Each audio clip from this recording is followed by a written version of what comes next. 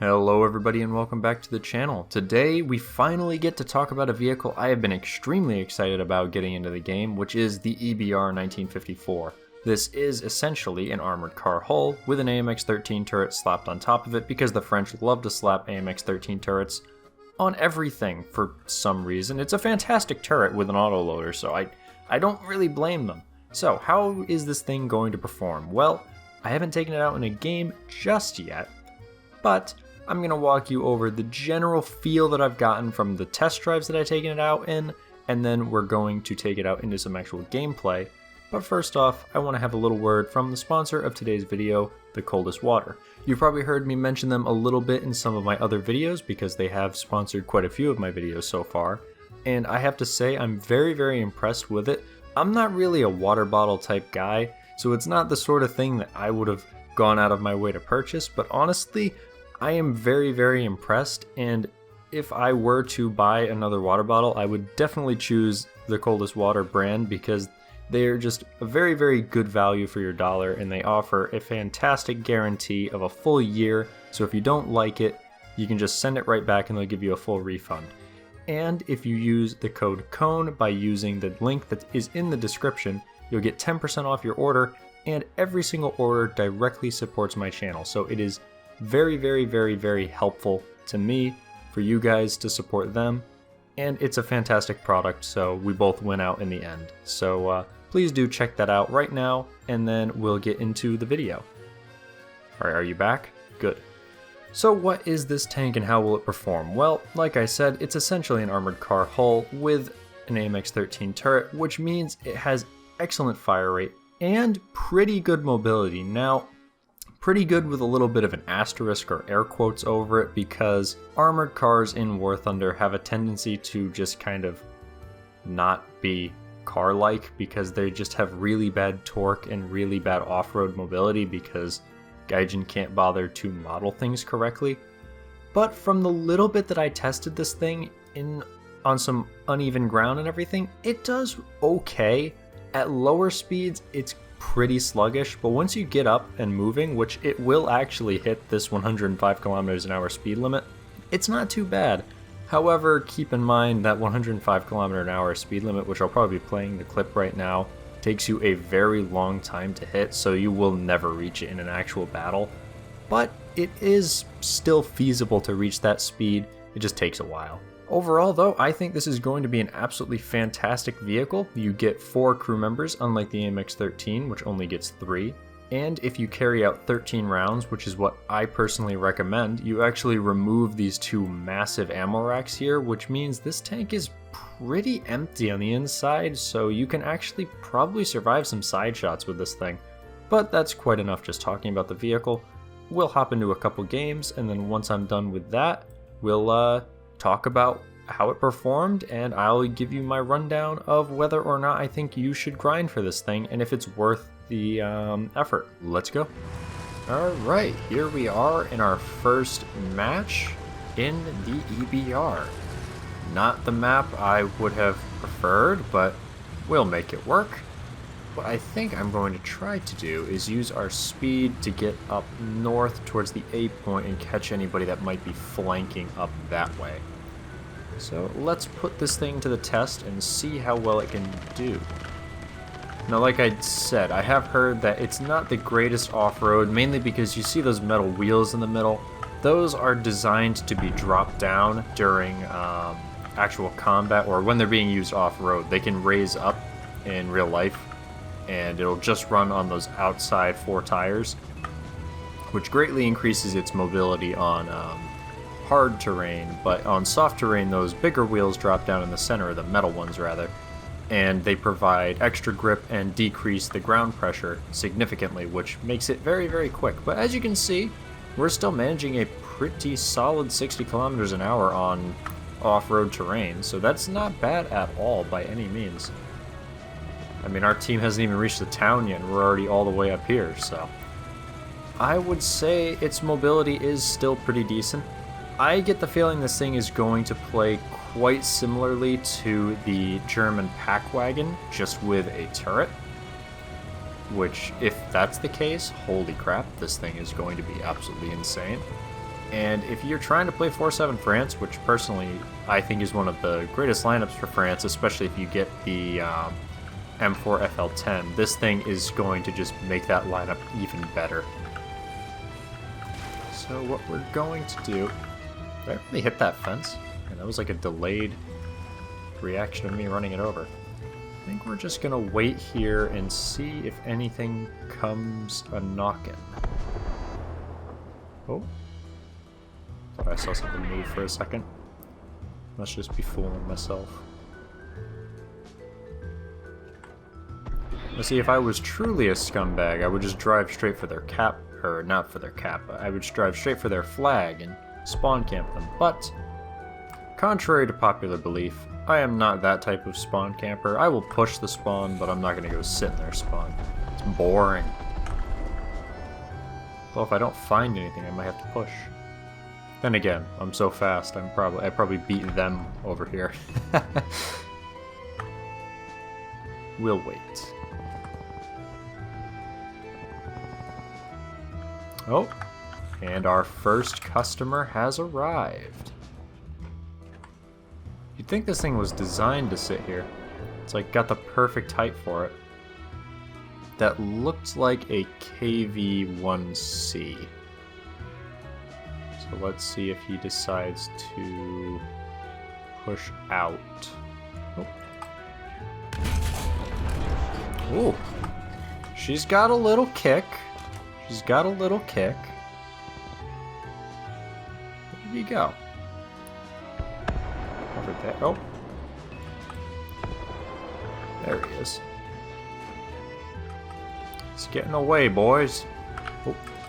But he's got a friend that I missed. It's fine, it's fine. He's probably just gonna keep pushing. Right? How German are you, KV-1C? Come on. You know you want to. Ah, man. The Germans were too slow. They let my team catch up, and now they're gonna take all my kills. Oh. There he is. Hello.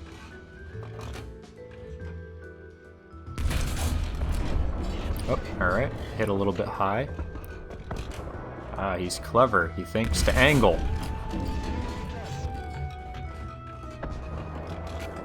Alright, we're gonna have to push. He has no breach though, so there's nothing he can do for the time being. And it looks like we're clear on the other flank, so we should be able to push up and kill him. So far, so good. As I had expected, it plays pretty similarly to the M4 FL10, just faster.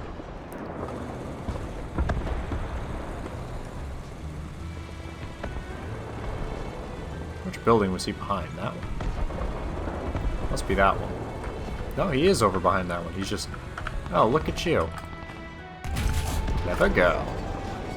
I should have been paying attention to the mini-map.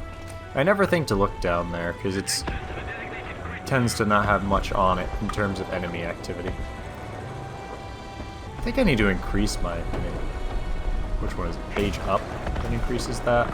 Oh, apparently my home button is stuck to my page up. Okay, I'm gonna have to fix that some other time. My home button and my page up both click in when I push down. There must be something wedged in my keyboard. All my settings are still bonked from my account getting unlinked because it reset all my settings. So it's a little bit of an adjustment, but I'm very much enjoying having a proper PC account now. I feel much less limited. I'm a big boy now. Okay. Touch the cap. Be very careful. This thing, in the test drive, I was trying firing on the move with it, and it is not very good at doing that. It's okay, it can, thanks to its autoloader. Like, you can fire on the move with the thing, but as you can see, even just sitting stationary, the gun kicks back a lot. So, it is going to make aiming on the move quite hard. And it also doesn't have a super smooth ride on a lot of terrain. Oh, hello. That's a stug. That's a... Pardon? Huh. Okay.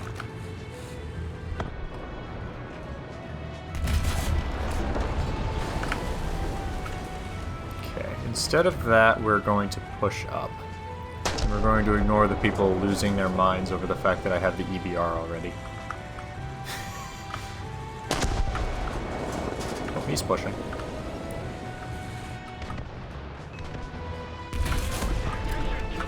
Oh, got his gunner. Good stuff. I think one shot... Ah, there was another one behind me. I think one more shot through his lower plate would have had him there. Not too bad, though. Not too bad. I'm going to go kill some stuff with my Tiny Tims, but I'll catch you in the next battle, and we'll try it one more time, just to make sure it wasn't a fluke. Alright, well this is going to have to be the last game, so hopefully we do decently, because I don't really have time to record any more matches today, so hopefully we can get more than 2 or 3 kills. Overall, though, I think this is a pretty solid tank, and I will wrap it up in the conclusion of the video right after this battle, hopefully. But, please don't take my gameplay as the definitive of how this vehicle performs. I'm not in my A game right now. I haven't gotten into the groove, and I'm kind of short on time to get this video out since I want to get it out relatively quick so that you guys can see my opinions of the vehicle and see it in action a little bit. So, time crunch and all. If I didn't have to work today or tomorrow, I wouldn't worry about it, but unfortunately I do. And if you guys want to see more gameplay of this tank... Oh, major lag spike, nice. If you guys do want to see more gameplay of this vehicle to kind of show off the actual ability of the tank and not just give a quick review of it, let me know and I'll be sure to take it out. But since this is just really a review, I'm just trying to take the thing out pretty quick for you and give you a general idea of what you're looking at so that you know if it's worth the grind, as my title will probably read. Okay, what do we have up here? Anything? There's something. Out there, you think? Nope. Man, this thing's gun depression is really... I don't know what it is about this thing, but it does not feel like it has the gun depression that it says it has. Okay, a little bit lower than that. That one might get him. Oh, we got his engines, so... a little bit lower, maybe? One more there. Oh, didn't kill him. We'll just leave him. He's already pretty wounded. Hopefully somebody else can finish him off.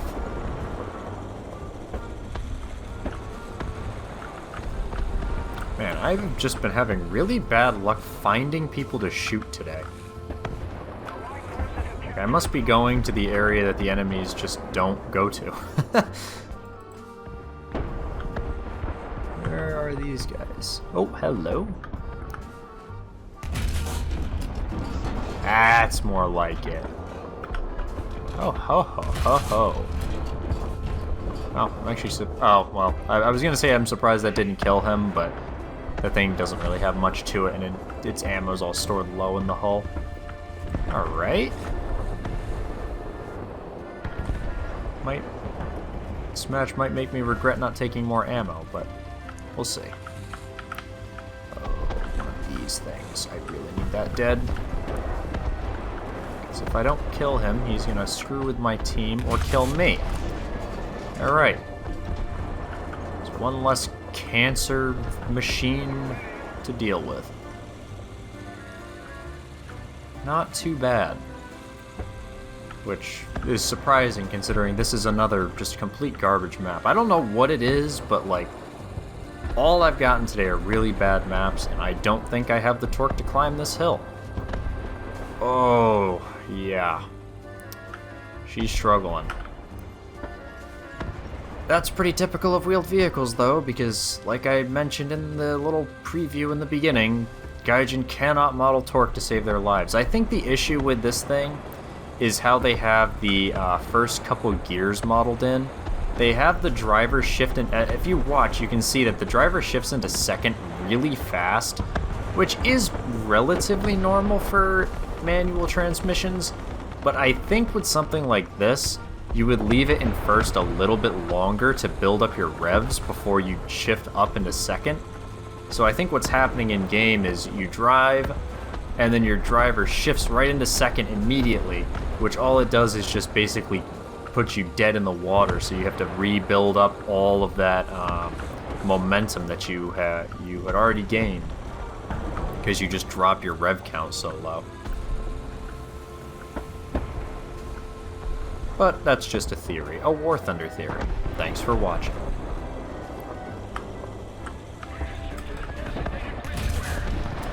Hello?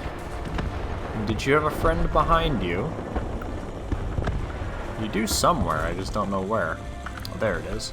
Oh, it's a Hetzer. God, I love this gun. Oh, it's a little Puma. Puma as well. That's more like it. Now see, this is how I was doing in my French tanks yesterday when I was playing. I don't know what the heck's going on with those first couple games I had. Guess I just had a giant brain fart. And we are down to only one shell. Luckily we control the point though, so we'll skitter back over and grab some more ammunition. That is the one downside of that little strategy that I was mentioning at the beginning, where you only carry 14 or 13 shells. Like I said, you do have the chance where you can run out of ammo, and it does happen to me relatively frequently with my AMX 13s and stuff, but honestly, I feel like for the vast majority of players, it's pretty unlikely that you're going to survive long enough to use up all the ammo. Like you can see even in the games I was playing, I only survived one out of the...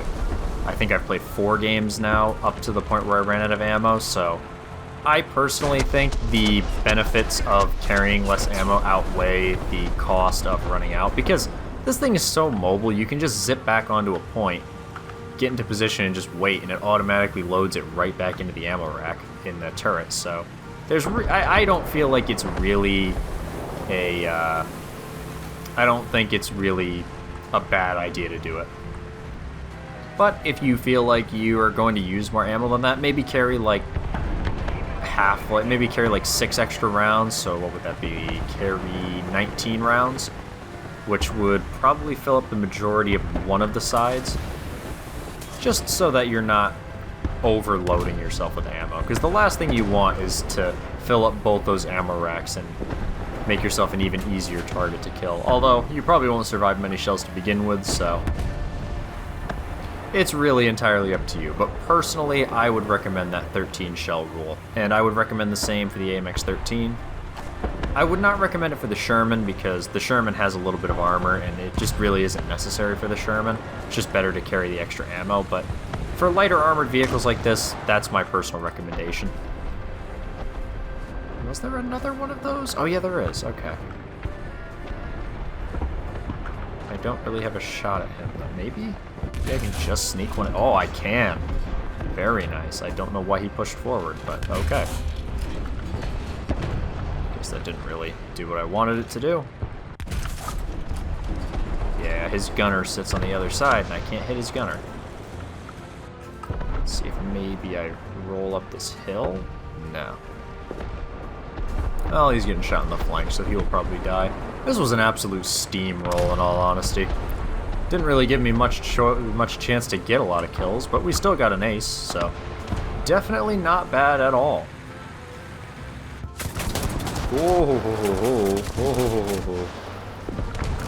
Planes are angry. And that's GG. Ah, didn't get it.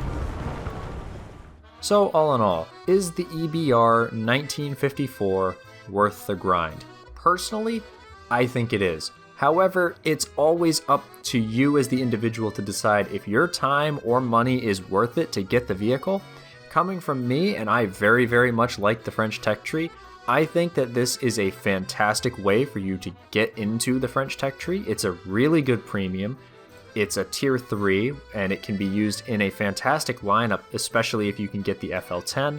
But even if you can't, even the SA50, and some of the other tanks, although 4.7 France is a little wonky if you don't have some premiums. But you could basically use this thing all the way up to 6.3 or even higher. As you can see, the AMX-13 Hot has the same gun, although that thing's hot garbage is what it is. But I really do feel that this is a very strong addition to the French lineup, and I think you will kick yourself if you don't get it, especially if you're a fan of French tanks like I am. And even if you're not a fan, like I said, I think it will make a fantastic addition to your lineup, or it will help you get into the tree because it's a tier 3, so you can use it to really rapidly grind through the tech tree. But let me know what you think, and I will see you in the next video, hopefully, which will be on the next vehicle in the line, which will be the, the Class 3P, whatever the German one is, I can't remember the name of it. But please do consider subscribing and liking the video if you enjoyed it, and if you'd like to see more. And don't forget to check out the sponsor of the video, the Coldest Water. That link is in the description, and use that code CONE at checkout. And if you want to see some more EBR action, check me out on Friday. I will be streaming over on my Twitch. There should be a link in the description. If there isn't, then just keep commenting that there isn't a link in the description, and I'll add one eventually. And I hope to see you there so we can hang out with a little bit of live stream action. You can see this vehicle and hopefully some of the other event vehicles live and get my feelings and opinions on them even more so than you already did. That was a really, really long outro. I probably lost all of you already, but I'll see you guys in the next one.